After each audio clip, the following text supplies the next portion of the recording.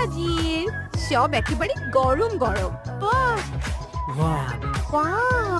জিসা, আপনি কি লটারি জিতেছেন? না, উপর থেকে টাকা পড়েছে। ড্রিঙ্কস নিয়ে আসি। তুমি গেলে তো খুঁজে পাবে না। দাঁড়াও, আমি আসছি। লাগবে না। আচ্ছা, এখন বের করে আছে কেন? গিফটটা ছোট হতে পারে, কিন্তু তোমার কথা ভেবেই কিন্তু কিনে এনেছিলাম। পেয়েছো? হ্যাঁ, পেয়েছি। চলো, ড্রিঙ্কস কিনে নিই। ভালোই তো, জিনিসটা কিন্তু খুবই কিউট। তুমি একা আটটা খেয়েছো, এবার এটা আমি নিজে এক চিংড়ি খেয়ে ফেলেছি। আর চুপ করো তোমরা।